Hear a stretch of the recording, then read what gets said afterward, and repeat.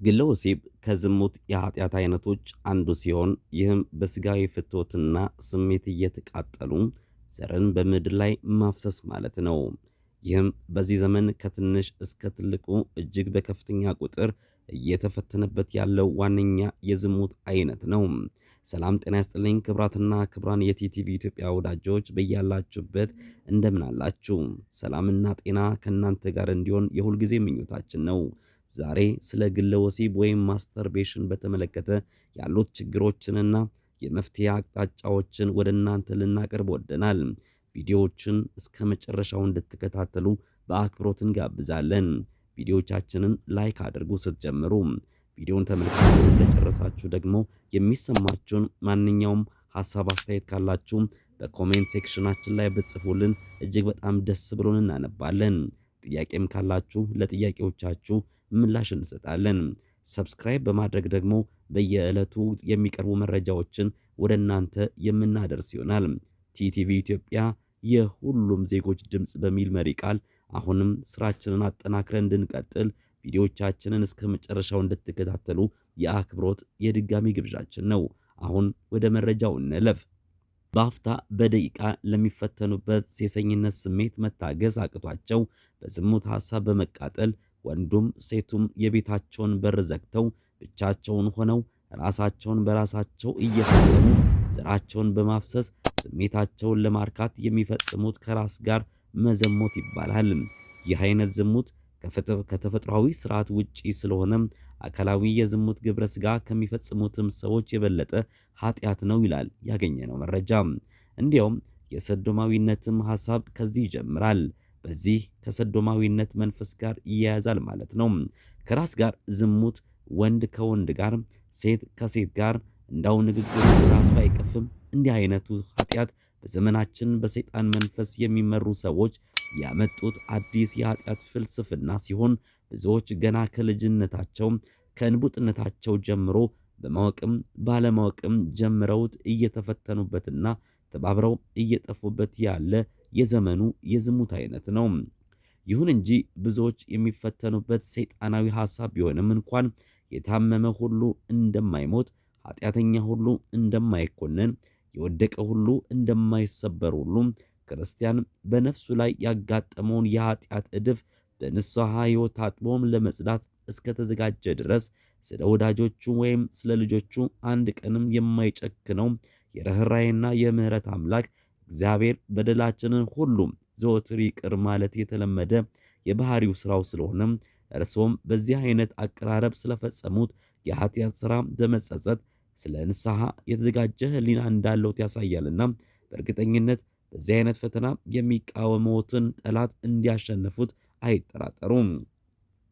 በዚህ ችግር ውስጥ ያላችሁ ሰዎች ወይም የዝሙት መንፈስ ውስጥ ያላችሁ ለመውጣት ይረዳችሁ ዘንድ ተከታዮቹ መረጃዎችን ልብ ብላችሁ ተከታተሉ። አንደኛ፣ በመጀመሪያ ስለፈጸምነው የዝሙት ኃጢአት መሆኑን አምነን ከልብ የሆነ ጸጸት ሊኖረን ይገባል። ሁለተኛ፣ የንስሐ አባት ሊኖረን ይገባል። እንደ ኃጢአታችን አይነትና መጠን ቀኖና እየሰጠ በየጊዜው ክትትል አድርጎ ሙሉ ለሙሉ ከዚህ ኃጢአት እስከምንወጣ የሚመክረን ጸጋውና ትሩፋቱ የበዛለት ለነፍሳችን እረኛ ጠባቂ የሆነ ጥሩ የንስሐ አባት ያስፈልገናል። ሶስተኛ፣ ንስሐ መግባትና የንስሐ አባታችን የሚሰጡንን ቀኖና በአግባቡ መፈጸም አለብን። አራተኛ፣ አብስቶ መጾም፣ አብስቶ መጸለይ፣ አብስቶ መስገድ ያስፈልገናል። ዘወትር ሳያቋርጡ የሚጸልዩት የግል ጸሎት መኖር አለበት። ጠዋትም ማታም የምንጸልየው ከዘወትር ጸሎትና ውዳሴ ማርያም ውጪ ጊዜ የምናገኝ ከሆነ እንደ መንፈሳዊ ዕውቀት ደረጃችን መጠን በግላችን በቋሚነት የምንጸልየው ጸሎት ሊኖረን ይገባል። ለምሳሌ መዝሙረ ዳዊትን፣ ድርሳነ ሚካኤል፣ ወንጌለ ዮሐንስን፣ ድርሳናትን፣ መዝገበ ጸሎትና ስለ ንስሐ ትምህርት የሚሰጡ መጽሐፍትን በተጨማሪ ማንበብና መጸለይ ይቻላል። ከዚህ ጋር አብስቶ በመስገድም እርኩስ መንፈስን መዋጋት ይቻላል። ስንሰግድ በፊታችን መስቀል ወይም ቅዱሳን ስዕላት ወይም ወንጌል አድርገን በትምህርተ መስቀል እያማተብን ጉልበታችንንና ግንባራችንን መሬት እያስነካን መስገድ ይገባል።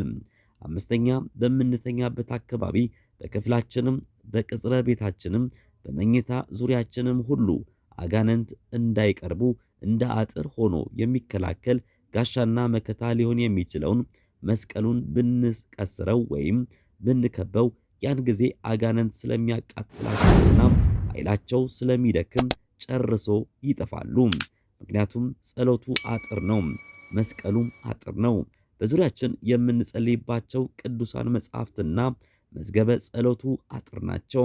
ስድስተኛም ሁሌ ከዚህ ክፉ ሐሳብ መለየት እንዲችሉ ይህ የኃጢአት ሐሳብ ወደ እርሶ እየመጣ በተዋጋዎት ቁጥር የእግዚአብሔርን ስም፣ የእናታችንን የድንግል ማርያምን ስም፣ የቅዱሳን መላእክትን ስምና የቅዱሳን ጻድቃን ሰማዕታትን ስም በመጥራት ወዲያውኑም ሰይጣን በአእምሮት ላይ የፈጠረውን ክፉ ምኞት ለመቃወምና ከእርሶ ለማራቅ መቻል አለበት።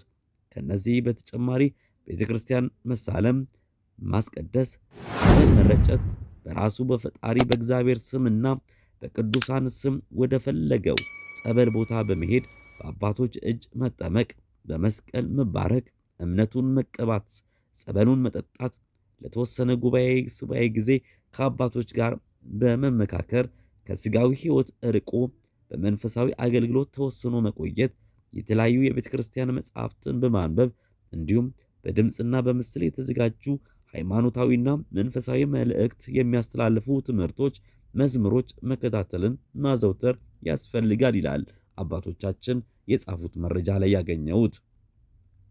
ሌላው ዋናው ተስፋ መቁረጥ ነው። አንድ ጊዜ ሳይሳካልን ብንወድቅ እንኳን ደጋግመንም ቢሆን በንስሐ እየተነሳን እስከ መጨረሻው መቀጠል አለብን። በንስሐ አባቶቻችን መሪነትና መካሪነት በጽናትና በእምነት ሆነን ከዚህ ኃጢአት ለአንዴና ለመጨረሻ ጊዜ እርም ብለን እስከምንላቀቅ ድረስ በጽናት መትጋት እንደሚገባ እንመክራለን።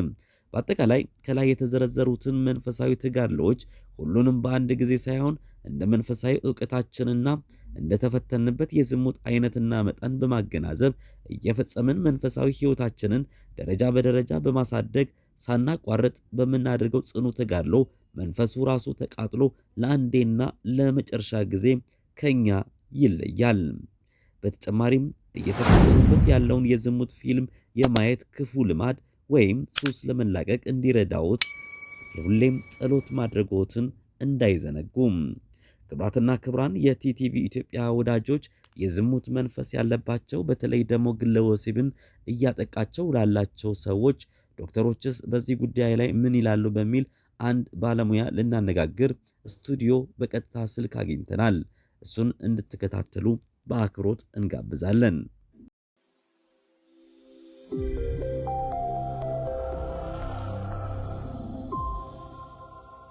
ስልክ እየጠራ ነው የሚገኘው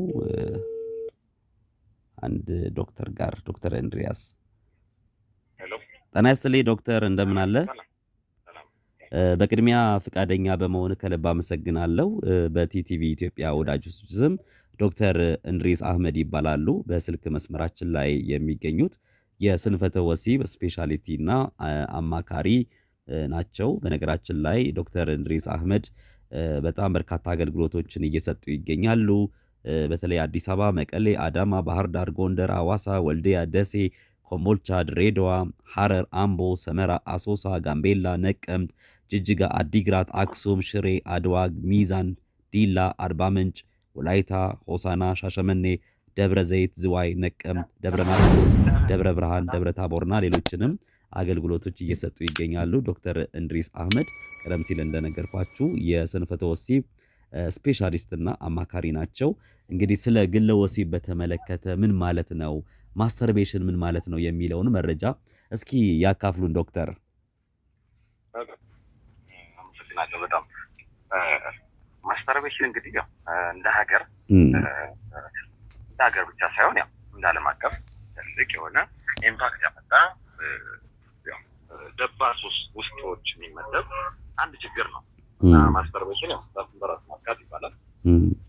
ግለ ወሲብ ማለት ነው በራስ ዓለም ላይ የሰብኮንሽስ ማይንዳችንም ላይ የተለያዩ በምናየው ፖርኖግራፊ ሊሆን ይችላል። በተለያዩ ነገሮች ያው በራሳችን ዓለም ፈጥረን ራሳችን በራሳችን ለማጥቃት የሚሞከር ስራ ነው እንግዲህ ማስተርቤሽን ማለት ነው። አሁን ያላንኳኳበት ይሆን ቤት የለም በሴትም በወንድም ጾታ ሳይለይ ማለት ነው። ያው እነዚህ ነገሮች ጥቅም አላቸው። አሁን ጎግል ስታደርግም ሞሮፍ ከጉዳቱ ይልቅ ጥቅሙን ነው የምታየው ማለት ነው።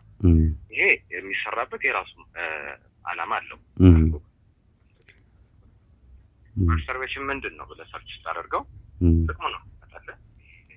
የተከማቸ የዘር ፍሬ ለማውጣት ለማደስ በጣም ጥሩ የሆነ ቴስቶስትሮን ሆርሞን ባላንስ እንዲኖር ብልት አካባቢ ይገኙ ስሜት ተሸካሚ ነርቮችን በደንብ ባላንስ በማድረግ በቃ ስሜት እንዳይጠፋ ከግንኙነት ሰው ሲርቅ ያው ለግንኙነት ያለው ፍላጎት እየቀነሰ ነው የሚሄድና ማስተርቤሽን ለዚህ ይጠቅማል ብሎ ያሳያል ጎግል ላይ ማለት ነው። ነገር ግን ምንድነው የሚያመጣው ሳይኮሎጂካሊ ሜንታሊ እጅግ በጣም ከባድ የሆነ ኢምፓክት ያመጣል ማለት ነው። ምንድነው የመጀመሪያው ነገር የብልትን ጡንቻ ይጎዳል። አንደኛ በእጃችን በጣም በጉልበት በምንነካበት ሰዓት ሜንታሊቲ እና ፊዚካሊ የሆነ ዳሜጅ ያመጣል ማለት ነው። መጀመሪያው ምንድነው ፕሪማቹር ኢጃኩሌሽን የሚባለው ነገር በጣም በከፍተኛ ሁኔታ ችግር የሚባል ነገር ያመጣል ማለት ነው። ነገር ምንድነው የላይኛው ላይ የሚገኝ ስሜት ተሸካሚ ነርቭ የሚባል በጣም ወሳኝ ፓርት አለ። ስሜትን የሚሸከም ማለት ነው። የዘር ፍሬ የጋኑ አለ አይደል? ዘር ፍሬ የሚቀመጥበት እሱን ቆልፎ የሚይዝ የዘር ፍሬ ስሜት ተሸካሚ ነርቭ ይባላል። እሱ በከፍተኛ ሁኔታ ይጎዳል። ከተጎዳ በኋላ ስሜት የመሸከም ብቃት ሙሉ ለሙሉ ዜሮ ነው። የተነሳ ምን ይፈጠራል? ፕሪማቹር ኢጃኩሌሽን ስሜት ወደ ሴቷ ማህፀን እንኳን ሳይደርስ የመጨረስ ነገር በጣም አብዛኛው ላይ እየተከሰተ ነው። አሁን ከ2010 ጀምሮ በዚህ ዘርፍ ላይ ወደ 40% ነው የጨመረው። ከነበረበት ፔሸንቶች ወደ 40% ነው የጨመረው የዚህ ችግር ተጠቂ ማለት ነው። እና በአብዛኛው ምንድነው የሚሆነው ፕሪማቹር ኢጃኩሌሽን ነው። ቶሎ መጨረስ ችግር የሌለበት ሰው ያለ አይኑር የተባለ ይመስል በቃ በሙሉ አለ ማለት ነው። ምንድነው የመጣው መጨረስ ችግር ከሴቷ ማህፀንም ሳይደርስ የመጨረስ ይሄ ነገር እስከ ማንነት ድረስ ያደርሳል። ማስተርቤሽን ከማንነት ያደርሳል የሚባለው ከማህፀን ሳይደርስ የመጨረስ ኢጃኩሌት የማድረግ ነገር ሲማሩ ማለት ነው። ሌላው ኢሬክታይል ዲስፋንክሽን ነው። እንግዲህ ዋነኛው ኢሬክታይል ዲስፋንክሽን ማለት የብልት ጠንክሮ ያለመቆም ችግር። ብልት ጠንክሮ ያለመቆም ችግር ሲነሳ ጥርብ ላይ ይነሳል፣ ይልፈሰፈሳል። በጣም የሚከብደው ደግሞ አይምሯችን ላይ ፍላጎት እያለ ብልታችን ግን አይቆም። እንደዚህ አይነት ነገር ስለዚህ አውርት ያማራል ወደ ሴት ጥላቻ ነስ በቃ ከሴት ጋር ያለ ማቅረብ ብዙ ሰዎች እናውቃለን። ከትዳር ርቀው በጣም ለረጅም ጊዜ ርቀው በቤተሰብ ጫና በምን ተብሎ በቃ ያለ ምንም ትዳር ራሳቸውን አግለው የሚኖሩ ይሄ ሞሮፍ እንግዲህ በጣም ከብዙ እንትኖች ጥናቶች የሚያመለክተው ስንፈቶ ሲል ያለባቸውና ራሳቸውን አግልለው የሚኖሩ ሰዎች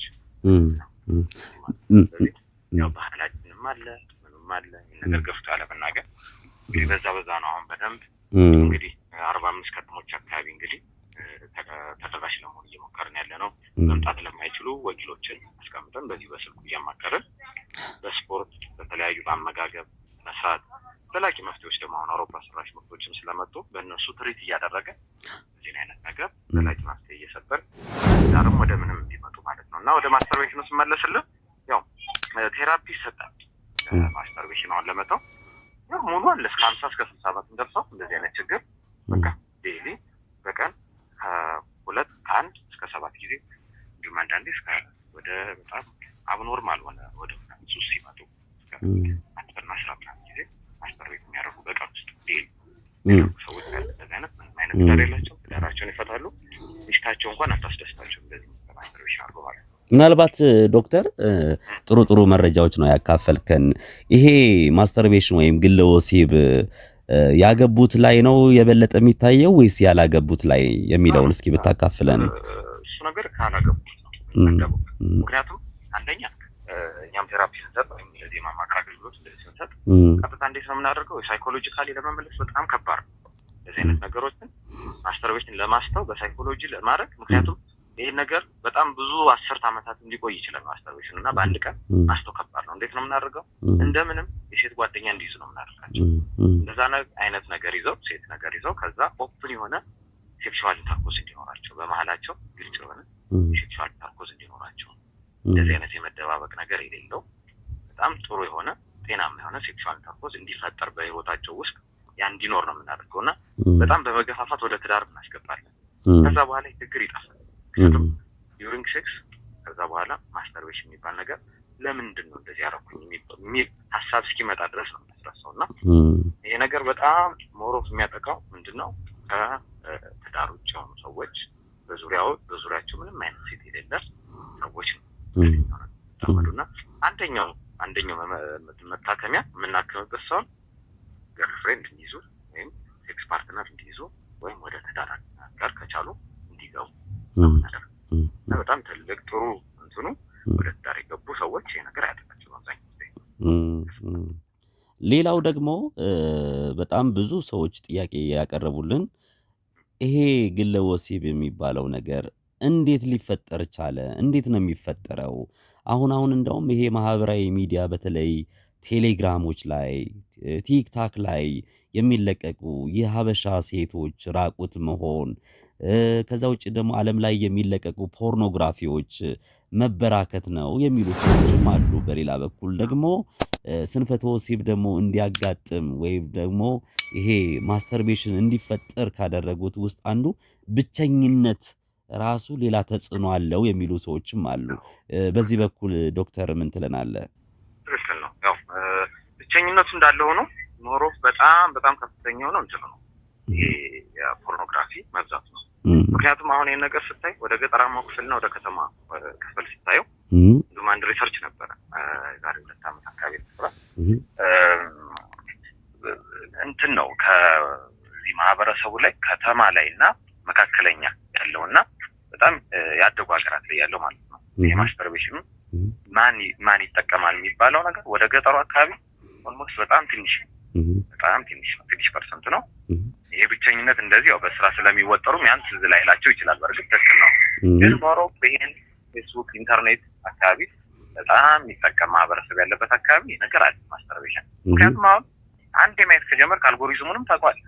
ፌስቡክ ላይ ያለው አንድ የተገላለጠች ፎቶ፣ አንድ የተገላለጠች ሴት ወይም የሆነ የወሲብ ቀስቃሽ የሆነ ፎቶ አንድ ወይ ላይክ ካረክ ወይም አንድ ትንሽ እንኳን ትኩር ብለህ ካየህ አልጎሪዝሙ ያን ነገር እንደተመቸ አድርጎ ስለሚያስበው አብዛኛው ፖርኖግራፊ ነው የሚያመጣል። ስለዚህ በዛ ያ ነገር እየተገፋፋ ይመጣል እና ማስተርቤሽንም የተፈጠረበት አጋጣሚ ያው ሰዎች ብዙ ጊዜ ራሳቸውን በብዙ አይነት መልኩ ያው ያረኩ ነበረ። ያ ነገር አድጎ አሁን ይሄ ከኢንተርኔት በኋላ እንትን ያለውና በጣም ጥናቱ እንደሚያመለክተው ሙሉ በዚህ በሶሻል ሚዲያ የሚለቀቁ ፖርኖግራፊና በዚህ ዌብሳይቶች ላይ የሚወጡ ፖርኖግራፊዎች ናቸው ማስተርቤሽንን በጣም እንዲስፋፋ ያደረጉት እንጂ ብቸኝነት ያው ትንሹን ቁጥር ነው የሚወስደው እንጂ ብቸኝነት እንደውም ለስንፈተ ወሲብና ለእንትን ነው የሚያጋለጠው። ብልታችን ያው በጣም አስፈላጊ የሆነ ሴክስ ካላገኘ ማለት 2 ዓመት 3 ዓመት ከግንኙነት ከራቀ አንድ ሰው ስንፈተ ወሲብ የመጋለጥ ዕድሉ በጣም ከፍተኛ ነው እና እሱን ለመቅረፍ ማስተርቤሽን የተወሰነ ጥቅም አለው የሚባለው የተወሰነ ሲደጋገም ግን ሌላ ለማህበራዊም ኢኮኖሚያዊ እና ደግሞ ለስነ ልቦና ጉዳትም ይዳርጋል። ሲደጋገም አዎ ኔጌቲቭ ኢነርጂ ነው። አንደኛ ወደ ኔጌቲቭ ኢነርጂ ነው የሚገባ። ይሄ ፖዚቲቭ ኢነርጂ ነው። ስፐርም ማለት ልጅን ማፍታት የሚችል ልጅን እንግዲህ መፍጠር የሚችል በጣም ትልቅ ፓወር ያለው ከሰውነታችን ውስጥ አንደኛው እሱ ነው።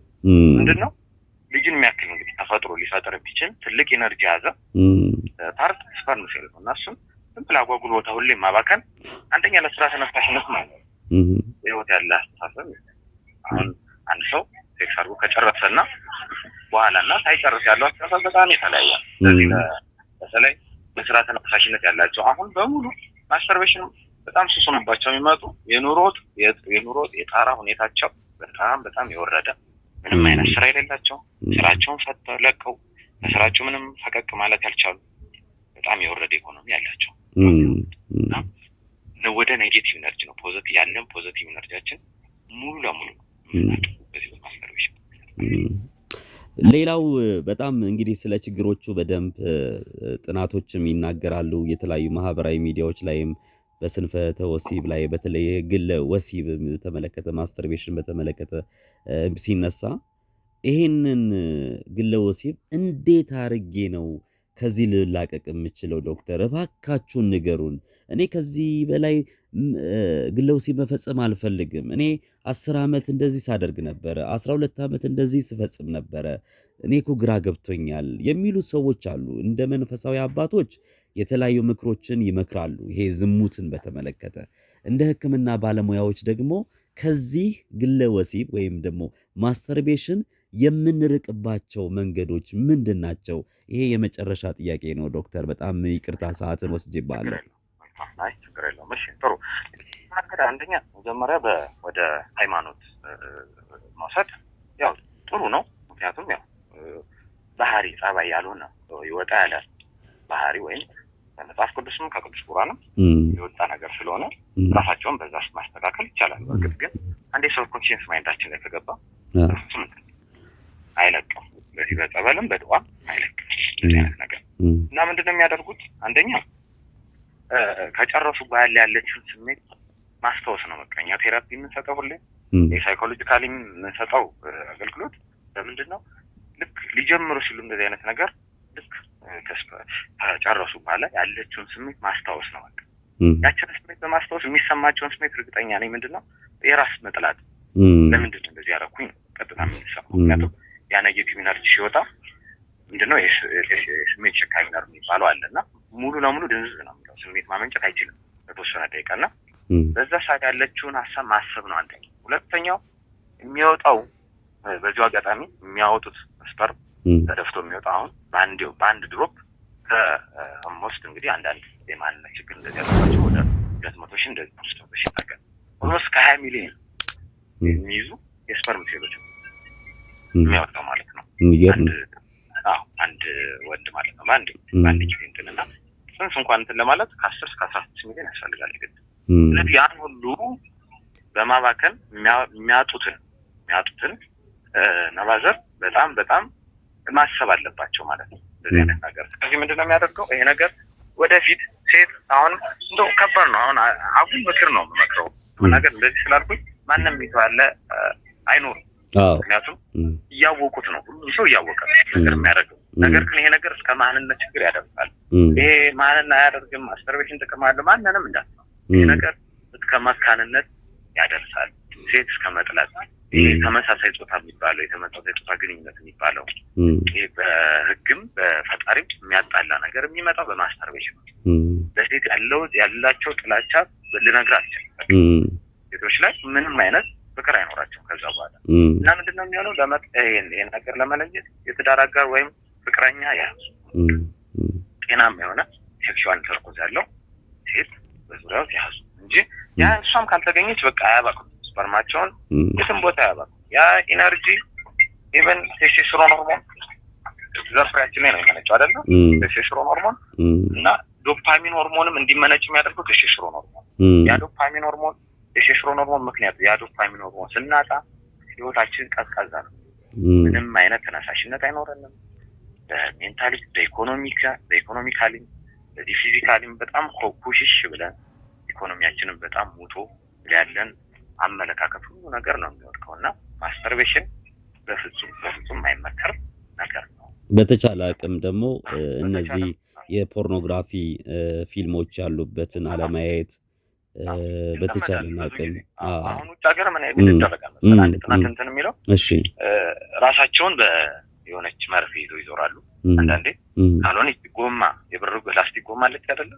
እሷን እጃቸው ላይ መዳፋቸው ላይ እጃቸው እዚህ መዳፋቸው ላይ ያለ የምናደርግበት አካባቢ እሷ ላይ ያደርጉና ልክ የሆነ ፖርኖግራፊ ወይም ስለ ፖርን ነገር ሲያስቡ ያቺ እንደዚህ ያደርጉ ሳፕ ያደርጉ ቅዱስ አድርጉ ይመታሉ ሰውነታቸውን። እንደዚህ አይነት ነገር ያመጣሉ። መርፌ እንደዚህ አይነት ነገር ሲያስቡ በመርፌ ትንሽ ሰውነታቸውን ወጋ ያደርጋሉና ያ ነገር ምን ያደርጋል? ያ ሰብኮንሺየስ ማይንድ ያን ፔኑን ያስበዋል። ሁሌም ያ ነገር ሲያስብ ስለዛ ፖርኖግራፊ ወይም ስለ ማስተርቤሽን ሲያስብ ያቺ ፔን ነው የምትመጣበትና በዛ የተነሳ ያን ፔን በመፍታት ሰብኮንሺየስ ማይንዳችን ላይ ያለው በሙሉ ሀሳቡ ይጠፋል ስለ ፖርኖግራፊና በዚህ ምን ሞክራለን። ያው አንዳንድ ስኬታማ የሆነ ውጤት አለ፣ አንዳንድ ደግሞ ያልሆናልና ስለዚህ አንዳንድ መፍትሄ መውሰድ ይቻላል። ተረፈ ዙሪያው ያሉን በእምነት መጠንከር ያለው ነገር በእምነት መጠንከር ራስን በጣም መገንባት ሳይኮሎጂካሊና ቢዚ መሆን በተቻለ መጠን በስራ ቢዚ መሆን በስፖርት ቢዚ መሆን ነገር እና ብቸኝነት ነው። አንደኛ ብቸኝነት ቅድም እንዳልከው ቤት መዋል ያለ ስራ መቀመጥ ለማስተርቤሽን በጣም ያጋልጣል። በርግጥ ነገሮችን ማስወገድ በጣም ደስ ብሎኛል ዶክተር፣ እግዚአብሔር ያክብርልኝ። ሌላ ጊዜም እንደማገኝ ተስፋ አደርጋለሁ። ቲቲቪ ኢትዮጵያ እንግዲህ የሁሉም ዜጎች ድምጽ በሚል መሪ ቃል የተለያዩ ማህበራዊ ጉዳዮችን በተለይ ከአካል ጉዳተኞች ጋር፣ ከጤና ጋር፣ ከስነ ልቦና ጋር ከተለያዩ ጉዳዮች ላይ ትኩረት አድርጎ የሚሰራ ነው። አንተን አግኝተንህ ይሄን የመሰለ ሰፊ ማብራሪያ ስለሰጠህን በጣም ነው የማመሰግነው። ሌላ ጊዜ ማገኘሃለሁ። አመሰግናለሁ ዶክተር። እሺ። ክቡራትና ክቡራን የቲቲቪ ኢትዮጵያ ወዳጆች፣ ዶክተር እንድሪያስ ነበር ቀደም ሲል በስልክ መስመር ላይ አስገብተን በተለይ ግለ ወሲብ ማስተርቤሽን በተመለከተ ሰፋ ያለና ጠለቅ ያሉ ሐሳቦችን ማብራሪያ የሰጠን። እናንተም እንግዲህ ከዚህ ውይይት አንድ ጥሩ ነገር እንዳገኛችሁ ተስፋ እናደርጋለን። በተለይ በዚህ ማስተርቤሽን ወይም ግለ ወሲብ በመፈጸም የተቸገራችሁ ወገኖቻችን ካላችሁ በኮሜንት ላይ ብትጽፉልን፣ ጥያቄም ካላችሁ ወደ እናንተ ምላሹን ከዶክተር እንድሪያስ ጋር የምናደርገው ቆይታ ይኖረናል በቀጣይነትም። ስለዚህ በዚህ ጉዳይ ላይ ልትሰጡን የምትችሉት ሐሳብ አስተያየት ካለ ወይም ደግሞ በስልክም በዚህ ጉዳይ ላይ ተቸግሬያለሁ ከአቅሜ በላይ ሆኛለሁ የምትሉ ካላችሁ በስቱዲዮ ስልክ መስመሮቻችን 0911 27 21 65 ወይም በ0921 609743 ላይ ደውላችሁ ወደ ቢሮአችን ልደታ ባልቻ ሆስፒታል የሚገኘው አህመድ የገበያ ማዕከል 6ኛ ፎቅ 613 ደውላችሁ ቃለ መጠይቅ አድርገንላችሁ ለጥያቄዎቻችሁ ምላሽ የምናቀርብበት ይኖረናል ማለት ነው። ስለ ተከታተላችሁን በጣም ከልብ አድርጌ ነው የማመሰግናችሁ። በያላችሁበት ሰላም ጤና ከእናንተ ጋር እንዲበዛ የሁል ጊዜ ምኞቴ ነው። በያላችሁበት ቲቲቪ ኢትዮጵያን እየተከታተላችሁ ላይክ፣ ሼር፣ ሰብስክራይብ እንድታደርጉ በድጋሚ እየጋበዝኳችሁ በዚሁ ሰናበታችኋለሁ። ተስፋዬ ገብረ ማርያም ነበርኩኝ። ቅንብሩና ኤዲቲንጉን ደግሞ የሰራልኝ ደግሞ ቢኒሻ ነው። ከልብ አድርጌ አመሰግናለሁ ቢኒ። በያላችሁበት ሰላም ሁኑልን።